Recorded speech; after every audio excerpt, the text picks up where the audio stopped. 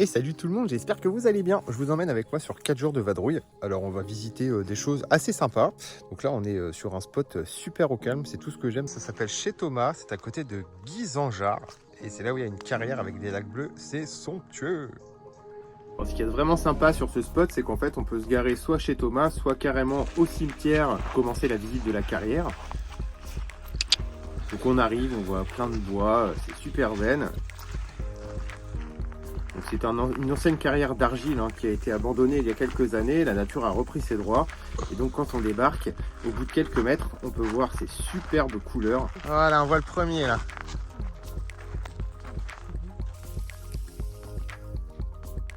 On se croirait vraiment aux Caraïbes en fait, c'est super dépaysant. Donc ça se situe dans le sud de la Charente, à la frontière de la Dordogne. Et donc dans ce périple, eh bien, si vous avez envie, je vous mettrai tout en description. Eh bien, vous pourrez vous rendre sur les 3 endroits qu'on a visités, qui se trouvent à peu près à 30 km les uns des autres. Donc ça peut faire un petit périple de quelques jours, sans faire énormément de kilomètres sur place. Bon là j'avais pas fait de transition, mais vous pouvez voir qu'à quelques mètres des lacs bleus de Guisanjar, eh bien on a un ancien camping qui avait visiblement été réaffecté en restaurant, mais qui est abandonné depuis plus de 10 ans en tout cas. On n'a pas vraiment réussi à savoir à l'année près depuis combien de temps c'était abandonné. Donc on a pu faire une petite visite des lieux et on a découvert la salle de réfectoire qui est grande ouverte puisque toutes les vitres sont brisées. Alors, il y a encore un petit peu de matériel sur place et surtout on peut voir qu'on pouvait vraiment passer un excellent moment puisqu'on avait accès à quelques piscines avec des jouets McDonald's. Qu'est-ce que McDo fout là? On ne sait pas, sachant qu'il n'y a pas un McDo à 50 km à la ronde. Donc pour ceux qui aiment l'urbex, c'est un spot assez intéressant, vous pouvez même tremper vos pattes si ça vous dit. Bon bah les joies du camping-car, voilà, il y a une giga teuf là-bas. En fait c'est une salle des fêtes, donc on va bouger, il y en a pour aller 9 minutes, donc nouveau spot le soir. J'aime pas trop, je préfère la journée, mais bon c'est pas grave. Madame est inquiète. Mais non, t'es pas perdu. Et je chiale. On est le 1er octobre, il doit être 11 h. Il fait déjà genre 25 degrés, c'est trop bien. Bon, alors le spot, c'était pas mal. Par contre, on s'est fait défoncer aux moustiques.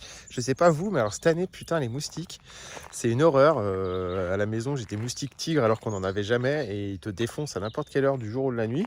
Hier soir, il n'y en avait pas, donc on s'est dit, bah cool, on met pas trop les moustiquaires et on met pas de produits pour tenter de les buter 1 heure avant de se coucher. Bah finalement on aurait dû parce qu'on s'est fait bouffer la gueule. Donc là sinon on est à Brossac. Brossac, voilà, on est à côté d'un stade de foot. Il y a tout ce qu'il faut, il y a poubelle, il y a aussi de quoi vider les eaux grises, mais bon, sur Park Fortnite c'était marqué qu'on avait aussi une borne pour remplir et vider, mais la borne est défoncée, elle n'existe plus. Donc voilà, mais sympa ce petit endroit, ouais, c'est bon, bien pour passer une nuit. Bon, il y a un peu le coq qui gueule le matin, il y a des chiens qui gueulent un peu partout, ça c'est le problème de la campagne, mais bon, ça va, quand on dort on les entend pas. Et regardez, il y a des super jolis je sais pas trop ce que c'est. S'il y a des botanistes parmi nous, dites-nous. Des espèces de petites fleurs violettes comme ça, on dirait des, je sais pas, des crocus ou des orchidées sauvages. Mais non, c'est des orchidées sauvages, je pense. Ouais, c'est ça. Des orchidées sauvages, il y en a tout un tas, il y en a vraiment partout. C'est vraiment chouette. Urbana a bouffé un truc aussi. Je sais pas ce que c'est, mais alors, ça puait grave. Et bah là, il est 11 h, du coup je vais partir vers... enfin c'est pas vers, on va à Saint-Olaï, puis Mangou. Donc là on est en Charente, là on va aller en Dordogne. Normalement le spot est cool parce qu'il est au bord d'une petite plage. Donc je vais pouvoir attacher Urbana à un arbre et je vais pouvoir me baigner juste à côté normalement dans un petit étang. Donc ça devrait être sympa, je vous emmène. Enfin pour vous ça va être un claquement de doigts et 20 secondes plus tard, 2 secondes plus tard vous allez y être. Mais moi j'ai quoi, 20-25 minutes de route, donc ça va. Allez à toutes, on va aller à la plage. Salut bichette.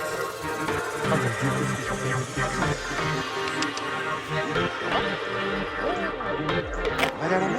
Voilà l'arrivée sur le spot de Saint-Olaï puis Mangou, qui est vraiment très très spacieuse. Alors petit bémol, je ne sais pas si c'est ouvert vraiment l'été, puisqu'il y a une barrière de hauteur qui est tout le temps ouverte à cette saison, sachant que j'y suis allé fin septembre, début octobre. Alors en tout cas, on était vraiment tranquille. En journée, il y a un petit peu de monde puisque c'est une base de loisirs, donc les gens viennent se délasser et viennent bien profiter un petit peu de la plage qui est collée à l'étang. Et vous avez vraiment une place monstrueuse. Pour dormir, on était tout seul, donc on n'a pas du tout été dérangé ni par les voisins ni par la police locale.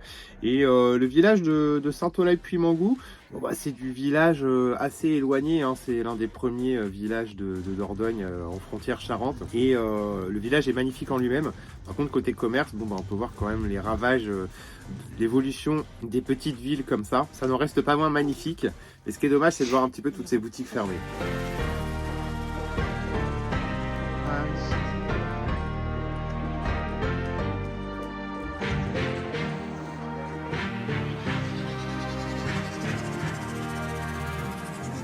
Et là, on a pu voir un vieux four à pain qui est d'une taille monumentale. C'est sympa parce que c'est ouvert au public. On peut aller voir même derrière le four. Donc ça, c'est vraiment sympa. Voilà, regarde.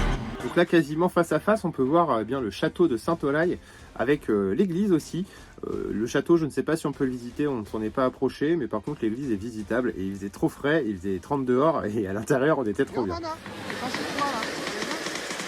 Un tout petit peu plus loin, eh bien, c'est un menhir, un dolmen, je ne sais pas, l'un ou l'autre, qui a attiré notre attention. Et puis, eh bien, on s'est dirigé tout droit vers un lavoir, un ancien lavoir, qui est encore fonctionnel. J'ai mis la main dedans, l'eau elle était glacée et c'était blindé de moustiques puisque c'est de l'eau plus ou moins stagnante, mais ça fait plaisir de voir ça justement dans les villages, c'est ce qu'on ne voit pas ailleurs. Excellent, on va pouvoir laver le chien.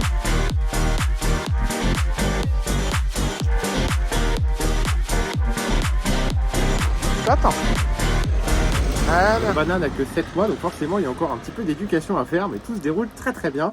Et puis bah voilà, pour retourner sur le spot où on était garé, on a encore une fois une vue très très jolie qui donne sur la Dronne. Mesdames et messieurs, la Dronne.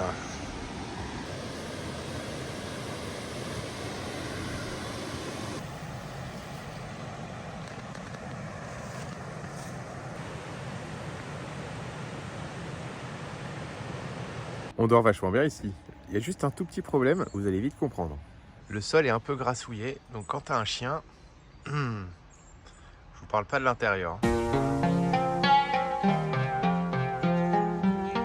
Bon, on nous voulait arriver à Opter-sur-Dronne, c'est classé parmi les plus beaux villages de France. Donc là, on vient de se poser là-haut avec le camping-car, air gratuite. Il y a de quoi faire vidange de tout et remplissage gratuitement. C'est en face du camping municipal. Et voilà, c'est super chouette là déjà, on a de jolis petits trucs. Urbana prend ses repères, on va manger, puis c'est l'après-midi. On va visiter, mais bon, 32 degrés, on va pas avoir froid, je pense. Tu dis Urba ? Ce qui est très atypique dans ce village, c'est que tout est en hauteur. Alors, ça fait un petit peu un village sur étage où il y a à peu près 3 ou 4 niveaux d'habitation, ceux qui sont tout en bas, ceux qui sont au milieu, ceux qui sont en haut et ceux qui sont encore plus en haut. C'est un village où il y a 2 églises, dont une église souterraine. Oh, c'est beau là. C'est un petit peu l'attraction du village. Malheureusement, je n'ai pas pu y aller pour 2 raisons. La première, eh bien, c'est que c'était payant, que j'avais pas forcément envie de payer pour visiter une église, mais ça c'est propre à chacun. Et surtout, la deuxième raison, c'est que les chiens ne sont pas acceptés à l'intérieur. Et voilà, j'allais pas accrocher Urbana sur un piquet devant l'église. Allez, viens Urba. Viens.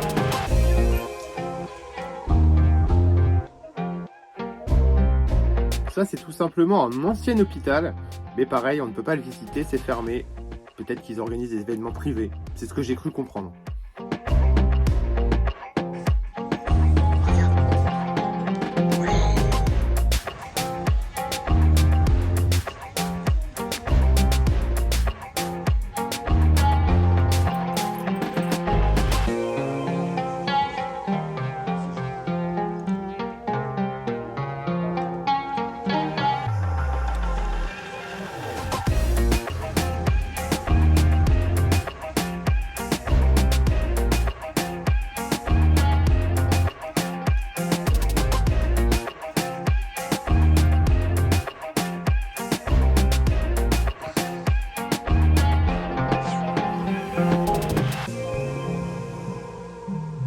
Et voilà, j'espère que ce petit tour vous aura plu. N'hésitez pas à mettre un pouce à cette vidéo et à me dire ce que vous en avez pensé en commentaire. C'est vraiment une idée de road trip que vraiment je vous conseille. En plus, il n'y a que des spots gratuits. J'ai trouvé des services, donc de quoi vider la cassette, les eaux sales et remplir en eau propre de manière tout à fait gratuite, puisque sur Brossac, j'ai pu vidanger. J'ai pu remplir en eau propre sur la station d'Opter-sur-Dronne. Donc ça peut se faire en 3-4 jours, mais ça peut aussi se faire en une semaine, puisque personnellement, on a été un petit peu vite pour visiter tester certains trucs. Il faisait aussi très très chaud. Ce qu'on pourrait reprocher, eh bien, à cette période de l'année, on n'est plus en pleine saison. Alors, en dehors de la pleine saison, c'est très sympa puisque on n'est pas les uns sur les autres. Mais d'un autre côté, ça veut dire aussi que pas mal de commerces sont fermés. Je pense notamment à un petit restaurant qu'il y a sur l'aire gratuite d'Opter-sur-Drône. Juste en face, il y a un camping. Et bien là, on peut se prendre à manger d'habitude. Là, tout était fermé, bien évidemment. Mais c'est aussi très sympa de le faire hors saison parce que déjà, on a moins chaud la nuit. Ça, c'est plutôt pas mal pour dormir. Et ça n'enlève rien du tout au charme de tout ça. Donc vraiment, si vous aimez la nature, si vous aimez les lacs, les jolis villages, eh bien c'est quelque chose que je vous conseille de faire. Je vous mettrai soit en premier commentaire, soit dans le lien, soit dans la description, eh bien le nom des villages sur lesquels vous pouvez vous stationner et dormir gratuitement aussi. Comme ça, si vous avez envie de vous faire un petit trip de quelques jours, eh bien vous avez eu quelques démonstrations, sachant que je ne montre jamais tout, puisque je pars du principe que quand on visite quelque chose, si on a déjà tout vu en vidéo, c'est pas drôle. Il faut aussi de la découverte pour le plaisir vraiment des yeux et de la découverte. Et je vous invite à vous abonner si ce type de contenu vous plaît, puisque j'en ferai régulièrement, où j'essaierai de faire à chaque fois une petite visite guidée des endroits que je traverse, en vous disant si c'est bien ou si c'est pas bien. À très bientôt!